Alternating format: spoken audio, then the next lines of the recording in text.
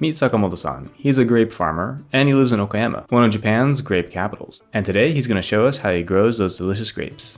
In May, he starts taping down grapevines into neat rows so that they get even amounts of sunlight and bring in plenty of nutrients to the grape berries that will hang below them. He then trims these flower buds called calyptra. The buds will self-pollinate and turn into grapes.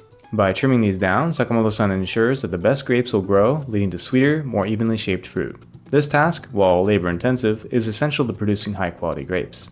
Fun fact, Shine Muscat, one of Japan's most popular grape varieties, fetches high prices and is relatively low maintenance. They're quite resistant to germs and have fewer buds to trim, so they're a favorite among farmers. By mid-June, the berries have begun growing and Sakamoto-san culls them down, leaving only the best-looking berries in optimal locations on the vine. He also applies a growth hormone called gibberellin to help the grapes grow larger and remain seedless in some varieties. All the trees with berries that you see in Sakamoto-san's greenhouses are at least 5 years old. However, a successfully grafted grape branch from another variety would theoretically produce berries the very next year. So you could have several varieties of grapes growing from one tree. And for fertilizer, Sakamoto-san uses bat dung, crushed crab shells, fermented bamboo chips, powdered seaweed, rice straw, and grass. Now by July, the grapes have gone through an intense watering period where Sakamoto-san carefully controls how much water is given to the trees over the course of a month. He can't fill them up too quickly, otherwise they'll burst. These plump beauties are far from tasty, because at this point they're basically just little edible water balloons. Now for Shine Muscat, he covers them up with green paper to protect them from bugs and germs, but also to help them keep their vibrant green color. Other varieties, like Oriental Star, are left exposed to sunlight to develop an even purple hue. During this time, Sakamoto-san also manually realigns the grapes so that they don't get squished and so that they look more symmetrical.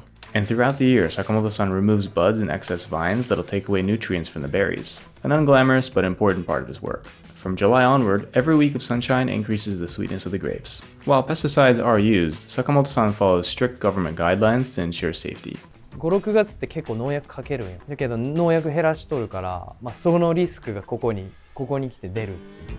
September to November is finally harvest season, and the grapes are colorful, perky, and oh so sweet.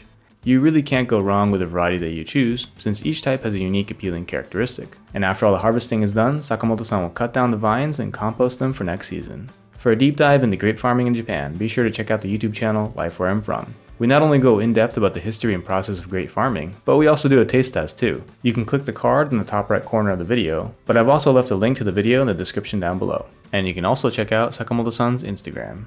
So as always, thanks for checking out Bite Size Q2.